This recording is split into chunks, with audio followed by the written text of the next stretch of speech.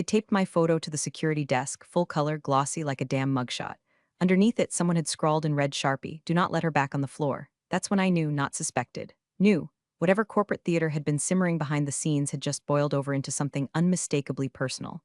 My face, my actual face, was now policy. I wasn't a person anymore. I was a warning.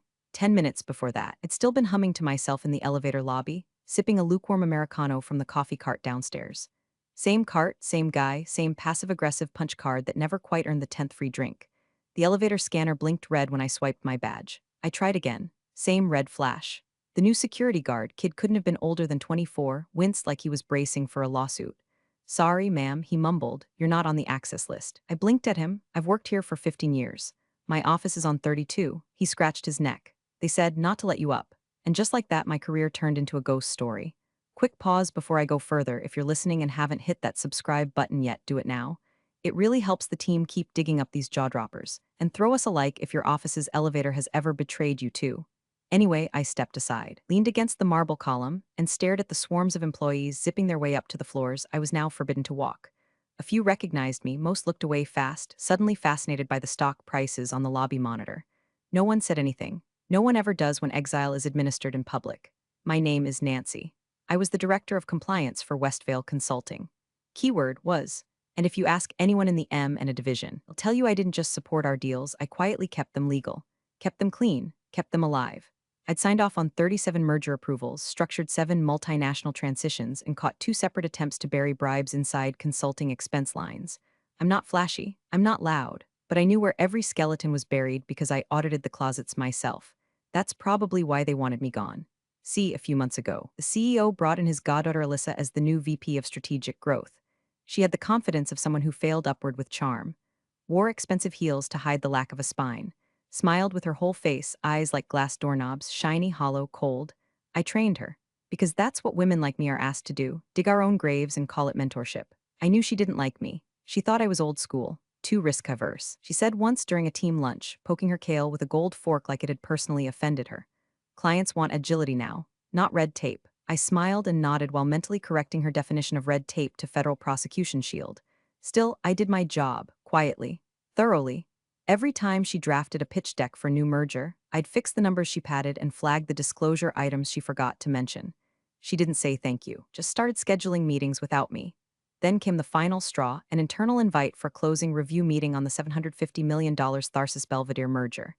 A deal I had spent 8 months nurturing, massaging, walking through compliance frameworks like a baby deer on a frozen lake. My name wasn't on the invite. I pinged Alyssa. No reply. I pinged legal. "You've been transitioned," they said. No clarification. Just transitioned. Like I was a hard drive being ejected mid-upload. When I tried to access my calendar, everything was wiped. No meetings, no history, no trace. That morning, before I even made it to the elevator, I'd spotted the building janitor wheeling out 2 boxes labeled Nancy C., 32nd floor. My coffee went cold in my hand. I asked if I could take them. He glanced over his shoulder like he'd been told not to talk to me. "Sorry, ma'am. Orders are they'll be shipped to your address on file." I hadn't given anyone my home address in years. That's when I walked back to the front desk and saw it. My face, my name, that red Sharpie slash across my future. I didn't cry. I didn't scream. I just removed my ID badge, handed it to the kid behind the desk, and said, "Take care of the floor." She bites. Then I walked out. Past the doorman, the revolving doors, the fake fern pots, and into the November wind like it owed me something. I had no plan, no lawyer, no PR team, just one sticky note I'd tucked into my purse months ago with a single clause number scribbled in ink, 12.6C. That clause would be the detonator. They just didn't know it yet. I got the email at 10:06 a.m. Subject line, "Update to your role." No salutation, no signature. Just one line of text in the body, effective immediately. "Your services are no longer required. Details forthcoming." That's it. No call, no explanation. Just a casual corporate throat slitting from behind the curtain. I stared at the screen for a full minute like maybe more words would load if I blinked slower. Then I refreshed, twice. Nothing changed. By the time I tried logging into my calendar, I was already a ghost. Every meeting vanished. The compliance approval queue gone. The shared audit folders I created. Access denied. It was like I'd never existed. I called HR, straight to voicemail. I tried legal. "Please submit your inquiry through the formal exit portal." Portal? I hadn't even been told I was exiting. One last Hail Mary, I called my own assistant. She whispered, "I'm so sorry, Nancy. They said you'd already left." Left, like I'd packed up and skipped town with my stapler and a non-compete. I stood in that lobby for almost 5 full minutes. frozen. Processing? Around me, the world spun on, phones ringing, heels clacking, elevators chiming open and shut like it was just another Tuesday. Except it wasn't. It was a goddamn erasure. Fast, clean, surgical. That's when I saw it. The front desk now had a laminated printout taped right next to the fire drill map. My photo, pulled from HR files. A little grainy, too bright, clearly taken before coffee. Underneath, in all caps, do not let her back on the floor. Not former employee, not contact manager. Just a command, a warning, and someone had initialed it. I walked over. The young guy behind the desk, bless him, tried to make himself invisible. I don't know who, they just brought it down, said it was urgent. I didn't scream. I didn't even speak. I just reached into my purse, pulled out my badge, and set it gently on the marble countertop. It made a soft clack, like a final period at the end of a sentence no one wanted to read aloud. People passed by, coworkers, peers, even a couple of executives I'd saved from regulatory disaster back in the day. None of them stopped. None of them looked directly at me. Eye contact had become contagious, like acknowledging me would curse them with a matching photo. When the elevator opened for the 32nd floor, Alyssa stepped out, flanked by two new interns in matching Westvale hoodies like this was some Ivy League startup. She spotted me, and for a millisecond her mouth twitched. Not guilt, not regret, something closer to satisfaction. She didn't stop walking. Just said without turning her head, "You weren't a good cultural fit." Then she was gone, and I stood there in silence, humiliation crawling like static over my skin. I walked out, not slowly, not fast, just deliberately, like I was still in control of my feet even if the rest of my life had just been redacted. Outside, the wind hit harder. The streets felt louder. The world had moved on in real time. I caught my reflection in a black SUV window and didn't recognize the woman looking back. Not because I looked different, but because I looked exactly the same and somehow everything was changed. Back at my apartment, I kicked off my heels like they'd betrayed me too. Poured a glass of water and sat at the edge of my bed. I didn't cry, that would have been easier. Crying has motion, shape, release. What I felt was a flat line, a heavy, quiet static that wrapped around the inside of my ribs and just stayed there. I booted up my personal laptop out of habit, like maybe I could undo this with enough keystrokes. My inbox was already filling with auto-replies. Alyssa had reassigned my projects. The merger, the one I'd shepherded for months, was apparently moving forward, without me, without my review, without my signature. That's when I remembered the sticky note, still tucked behind a book on my shelf, pale yellow, curling at the edge. Written in sharp ink, clause 12.6 CP.18 MSA signed 6/13, I hadn't known why I saved it back then. Just a hunch.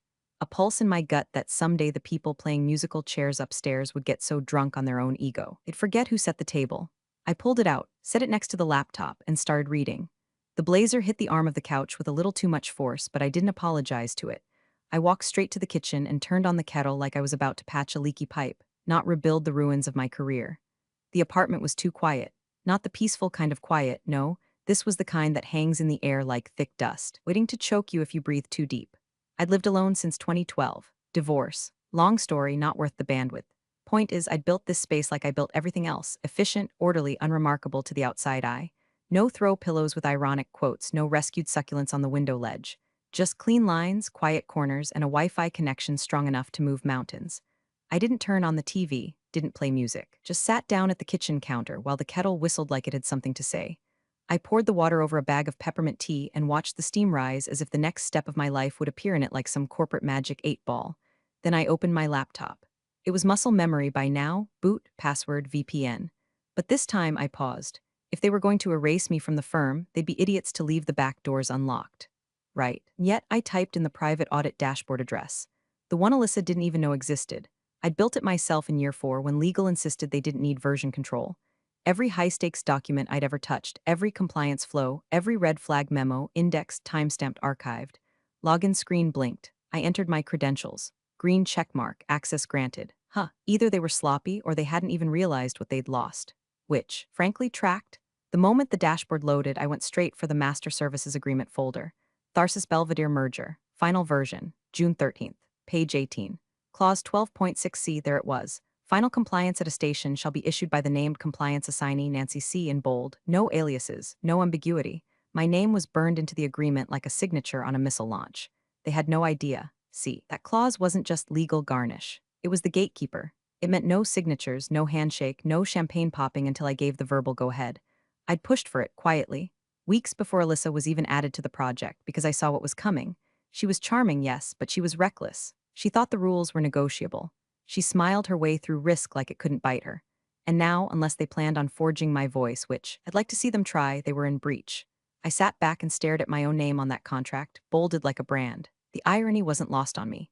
15 years of being invisible in meetings, of being the paperwork gal, of being spoken over by men who thought compliance was just a fancy word for buzzkill, and now my invisibility was the one thing they couldn't replace. I opened a new folder on my desktop, named it Redemption. Inside it, I copied the audit logs for Tharsis Belvedere, every communication Alyssa had failed to loop me in on, every unacknowledged revision. I wasn't hoarding evidence. I was building context. It wasn't revenge, not yet, it was reconnaissance. I checked Slack, still logged in on my personal browser. No one had revoked it, amateurs. I scrolled through the M and a finalization channel. Alyssa was already tossing around celebratory emojis. The CFO had posted a champagne gif like they'd just won the World Cup. But buried in the thread was a single line from the client liaison. Can someone confirm that Nancy C. will be present for the verbal certification? No reply. Not from Alyssa, not from legal. Just a big fat silence. I smiled. I made another cup of tea. Then I pulled out my personal notebook, handwritten, leather-bound, a gift from the founder before he retired. Flipping to the back, I found the number I'd only used once. A private cell, belonged to one of the Tharsis partners. She'd given it to me after I caught a misfiled clause that would have cost them 6 figures. Said call if you ever need the truth heard. I didn't call, not yet, but I circled the number in ink. Underneath it, I wrote one word, soon. The boardroom at Westvale HQ was practically vibrating from the collective hum of expensive nerves. You could smell the cologne, desperation, an overpriced espresso in the air like it was part of the lighting package. The table had been polished within an inch of its life. The digital displays all showed the same sleek welcome screen, Tharsis Belvedere merger, finalization, and launch. The fonts were modern. The charts were animated. The champagne was already chilling in the breakroom fridge. Alyssa sat at the head of the table like she'd been born there. Fresh blowout, blazer sharp enough to slice an intern, and that permanent smile she wore like a shield. She had the kind of face that screamed LinkedIn thought leader, all hashtag synergy and curated authenticity. On her right, the CFO Mitchell, who always looked vaguely like he was waiting for someone to serve him shrimp cocktail. On her left, a junior from legal who looked like he wanted to evaporate into the floor. Across from them sat the Tharsis delegation. 3 partners, stone-faced, still, silent, like they were watching a magician they didn't trust do a card trick with their money. Alyssa launched into her deck with all the confidence of a TED Talker mid-manic episode. We're so thrilled to bring this merger across the finish line. Nancy's transition went smoothly, her documentation is pristine, of course, and we've taken the liberty of building out a forward compliance framework that, where's Nancy? That voice didn't shout, it sliced. Cool, flat, direct, came from the woman seated in the center of the Tharsis trio. Lydia Brandt, principal partner, known for taking down a Fortune 100 exec with a single subpoena and a raised eyebrow. Alyssa blinked, just for a second, then smiled brighter. As I mentioned, she's transitioned out. All of her work has been accounted for, and her audit trail is clean. We're confident the documentation, that's not how we work. Lydia didn't look at the slides, didn't reach for the bottled water in front of her. She simply leaned back in her chair and waited like someone watching a dog ignore a command. The other 2 Tharsis partners remained statuesque, but one of them shifted just slightly in his seat. Alyssa's fingers twitched on the clicker. She laughed lightly, too quickly. Well, as I'm sure you know, transitions are part of Clause 12.6c, Lydia said, to no one in particular. More like she was testing the air. Mitchell, the CFO, cleared his throat. I believe legal has reviewed all the documentation, but the junior from legal was already pale. He was scrolling through something on his laptop at the speed of panic. His mouth moved, but no words came out. Alyssa turned to him, still smiling but with a twitch in her temple. We've got everything covered, right? The junior whispered, it's in the MSA, page 18. Client-side amendment. She's listed as the named compliance assignee. Alyssa blinked, I thought that was symbolic. No, he muttered, eyes locked to the screen like it might save him. It's binding. Lydia finally picked up her water. We required verbal confirmation from Nancy at closing. Explicitly, it was a non-negotiable. The clause was reviewed and initialed by your founder. Twice. Silence fell like a dropped glass. Mitchell sputtered, surely we can arrange, no? Lydia's tone didn't rise. It didn't need to. There is no arrangement. She gives the verbal attestation, or the deal does not close. We don't do business with files. We do business with trust. And the only reason we trusted Westvale was Nancy. The projector screen kept flickering through Alyssa's polished deck like a ghost presentation for an event that no longer existed. A pie chart of synergies, a compliance timeline, a stock price trajectory that now meant nothing. Alyssa set the clicker down slowly, her jaw clenched behind that perfect lipstick. She's unavailable, then so are we, Lydia said. She stood. The other 2 followed suit in perfect silence. Mitchell lurched up like he could salvage this with a business card. Wait, we can reach out. There must be, but Lydia had already turned. Let us know when she's available, she said over her shoulder. Until then, our counsel will be in touch regarding the breach of deliverables. Alyssa didn't sit, she didn't speak. She just stood there, frozen between slides, between lives, between the idea of being powerful and the realization that she had never been holding the reins. In the hall, one of the interns texted the other. WTF just happened? Back in the boardroom, the legal junior finally spoke. You can't override it. It's in the version they signed. She has to be the one to certify. Mitchell ran a hand through his hair, mouth opening and closing like a fish in a drying puddle. What the hell were we thinking? The answer was obvious. They weren't. They thought Nancy was replaceable. They thought wrong. The phone buzzed once, then again, then a third time, like it knew panic was contagious and wanted in on the infection. I didn't check it right away. I was in the middle of watching steam curl off the rim of my mug like a smoke signal for the war I didn't have to declare. I already knew who it was. I'd been in the game long enough to recognize the rhythm of desperation, and I finally turned the screen over, 3 missed calls, all from Mitchell, the CFO with the nervous stomach and the ethics of a plastic fork. A new voicemail was waiting, blinking like a wounded animal. I tapped it. Noise, chaos, somewhere between a human scream and a fax machine imploding. Nancy, Jesus Christ. The merger's off. Tharsis just walked. They're on their way to your house. You need to listen, do not open the door. Please, call me now. You can fix this, but you have to, Jesus. They're coming to your click. I set the phone down like it was hot. The mug in my hand wasn't shaking. That was the funny part. I should have been trembling, pacing, scrambling for lawyer or drafting a LinkedIn manifesto. Instead, I was calm. So calm it scared even me a little. There's a kind of silence that comes right before the tornado touches down, still, pressurized, reverent. That's where I was. I pressed and held the voicemail. Deleted? I didn't need his voice vibrating through my bones. I already knew everything I needed to know. The storm wasn't coming. The storm was here. It just didn't realize I wasn't in the path, I was above it. I poured another cup of tea, chamomile this time, then I pulled the leather notebook back across the counter. The number was still circled. Lydia Brandt, the woman who'd stared down Alyssa's airbrushed ambition like it was a knockoff purse. The one who'd said, 6 months ago in an off-site briefing in Boston, "You're the reason we're here, Nancy. Not the pitch decks. Not the equity splits. She'd handed me her card. In case truth needs a direct line. I hadn't used it, hadn't needed to until now. My fingers hovered over my keypad, but I didn't dial, not yet, because I knew Lydia. And I knew what this was. It wasn't about me. Not really. This was about trust. The kind of trust you don't put in a slide deck. The kind you don't build in cocktail lounges or golf courses. This was built in late-night email audits, in flagged footnotes.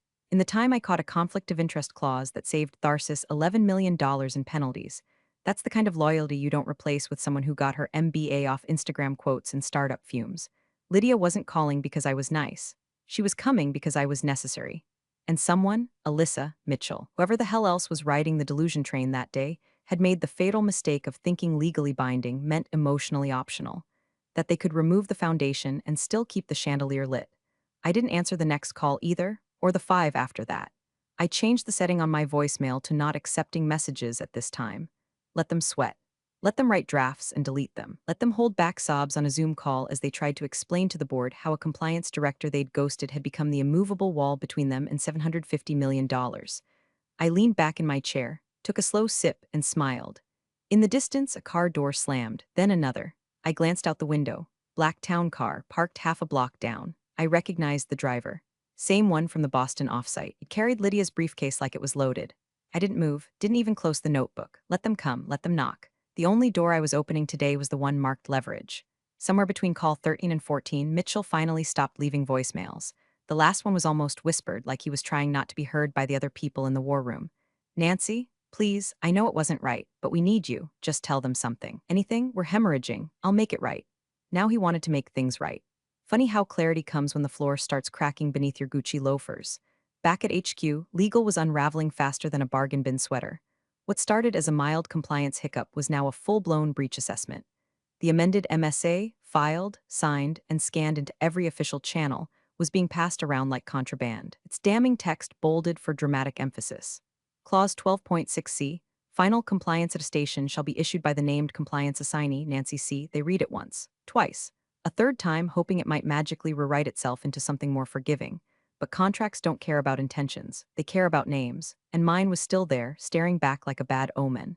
Alyssa had no idea. She wasn't even in the room when it was added. She'd been too busy booking branding consultants and brainstorming keynote hashtags to notice the client quietly reinforcing their foundation. Weeks ago, I'd advised Lydia and her team, during a private call after hours, to insist on specificity in the MSA. Names matter, I'd said. Ambiguity breeds loopholes, and you don't want a half-signed merger unraveling because someone in a suit got creative. They'd listened. Now Westvale was bleeding out from that very precision. Alyssa's assistant had been dispatched like a human apology to find someone, anyone, who could provide legal justification for bypassing the clause. But there wasn't one. Nancy C. wasn't a placeholder. I was the gatekeeper, and I hadn't even begun to exercise that power, which is when someone at HR had the genius idea to check my LinkedIn. I wasn't hiding. The page was clean. Professional headshot. Years of experience. No drama, but the headline had changed. Currently taking meetings. No exclamation point, no emoji, just the quiet suggestion of availability. It was corporate napalm. The CFO's assistant messaged the board Slack channel. She just updated LinkedIn. What does that mean? It meant I wasn't begging to be let back in. It meant I wasn't asking for an apology. It meant they were already too late, back in my apartment. I watched the page views spike on my profile like popcorn in a microwave. Anonymous hits from Westvale HQ, Tharsis Private, anonymous from New York Metro. All of them trying to calculate what it would cost to put the genie back in the bottle. But I hadn't revoked anything. I still had access to the audit dashboard. I still held the encryption key for the pre-merger compliance vault. I still had the only credentials tied to the attestation log. They could change my email. They could delete my files. They could tape my damn face to the front desk, but they couldn't erase a contract signed by 3 parties and reviewed by 5 attorneys. They'd built the entire merger on a foundation with my name baked into the concrete. And the most delicious part? I'd warned them. In a meeting 6 weeks ago, when Alyssa tried to push through a draft without full risk review, I'd told her calmly, make sure the MSA reflects the required protection. She rolled her eyes and said, as long as it doesn't slow us down. It wouldn't, not until she tripped over it. My phone buzzed again, this time legal. Different number, new desperation. I didn't answer. Instead, I opened a secure tab and pulled up the real-time edit logs from the last 7 days. They tried removing my credentials. It failed. They tried reassigning my signature block. Blocked. Because weeks ago, I'd quietly implemented a protection protocol. As long as my compliance attestation was part of an active deal, my credentials were locked to that file unless I personally revoked them, which I hadn't. Not yet, so I poured another cup of tea, and I waited. The hum of the black town car was subtle, but my ears had been trained by years of backdoor negotiations and conference call silences. I didn't move from the kitchen table, just angled my head enough to catch the blur of tinted windows easing up to the curb. It idled there for a moment, then the rear door opened. No bodyguards, no PR handlers, no fanfare, just Lydia Brandt stepping onto the sidewalk in 4-inch heels and enough composure to make a SWAT team nervous. Behind her, 2 of the Tharsis partners, one I recognized, one I didn't. Suits sharp, ties loose. Expressions unreadable. She glanced up at my building with that same stillness she brought into every boardroom, the kind that made you forget to blink. Then, like they were making a house call to a patient with nuclear codes in her blood, they walked toward the front entrance. They didn't buzz, didn't call, they knew better. My building's outer door clicked shut behind them. Their footsteps echoed up the stairwell like a courtroom was assembling itself just outside my apartment. 3 knocks, firm, not aggressive, not apologetic. I didn't answer, didn't breathe either. I just stood near the peephole and watched. Lydia stood dead center. The partners flanked her like parentheses. No movement, no small talk. This wasn't about negotiation. This was about presence. A few seconds passed. Then the younger of the 2 men stepped forward and knelt, opening a sleek black folio like a ritual. He slid a folder under my door with a care usually reserved for sacred documents or hostage photos. Then he stood. Gave Lydia a nod. They didn't linger. They left as quietly as they came, heels and soles fading down the stairwell like a retreating storm. I waited, counted to 60. Then slid the folder toward me with my foot and crouched down to pick it up. The paper inside was crisp, heavy stock, watermarked. Independent Review Authority Retainer Agreement. My name was listed 3 times on the first page, once in bold, once in caps, once in a signature block left blank but waiting. There were no corporate logos, just the names of both firms, Tharsis Capital and Belvedere Holdings, side by side, united in desperation. They weren't asking me to return. They were asking me to ascend. The terms were surgical. I would not report to Westvale. I would operate independently as the sole compliance authority responsible for certifying, auditing, and overseeing all pre- and post-merger legal transition frameworks. I'd have full access to both sides' books, discretionary authority, clause veto power. In other words, no more glass ceilings, no more meetings I had to ask to be included in, no more waiting for permission to be the adult in the room. This wasn't an offer. It was a confession, a signed, sealed admission that they knew. That all the nights I'd sat up reading appendices while Alyssa was booking team-building retreats, they knew. That the foundation they'd stood on was poured with my caution, my paranoia, my endless just one more review delays, they knew. And now, with everything on fire, they wanted me to walk through the flames and rebuild it. But here's the thing. I didn't rush to grab a pen. Didn't scan it, sign it, or post about it. I placed the folder on the table beside my mug. And I let it sit. Power, real power, isn't about the deal, it's about the delay. Because in that silence, while they waited, while the champagne went flat, while Mitchell tried to reverse engineer dignity and Alyssa Googled non-compete loopholes, I was deciding, not them. I pulled out my notebook and drew a small circle around the word retainer. Then I underlined it, once, slowly. Let them sweat. Let them realize what it feels like to be locked out. To be nameless, faceless. Let them wait outside a door that doesn't owe them anything. Because sometimes the most powerful move isn't retribution, it's restraint. By Wednesday morning, the smell of panic had seeped into every fiber of Westvale's headquarters, through the mahogany boardroom walls, the overpriced ergonomic chairs, the very oxygen coming out of the vents. Something had shifted, not just internally, out there. The press had caught wind.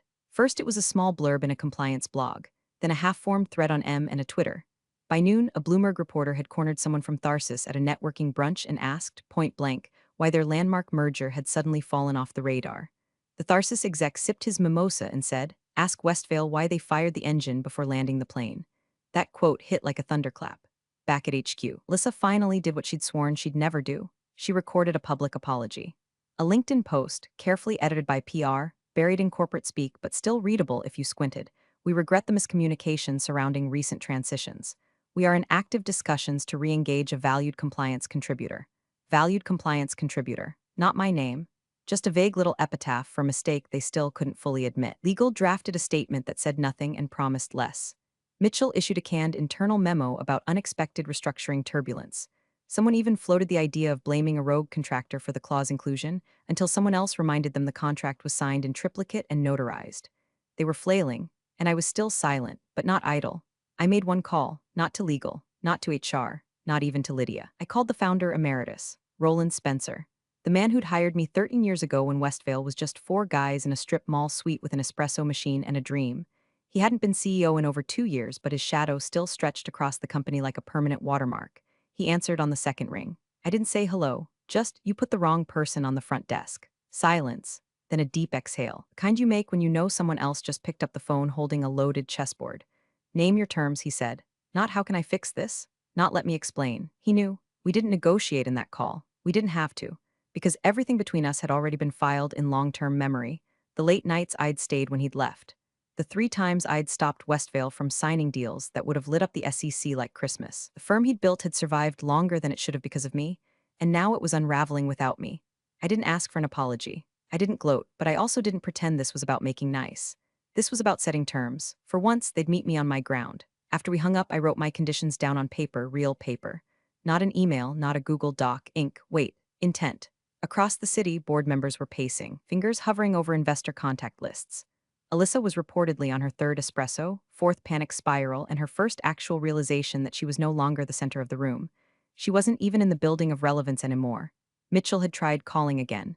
This time, I didn't delete the voicemail. I listened. His voice was flat, defeated. Please, Nancy, tell us what you need. Anything. We'll sign it, just tell us. I closed the voice app and stared at the folder Lydia's team had left behind. Still unopened, still untouched. It was no longer bait, it was leverage. I walked over to the window, watched the people down below hurry across the street in a city that didn't care who signed what merger. And I thought, this is what power feels like, not loud, not flashy, but unmistakable, not the kind you demand.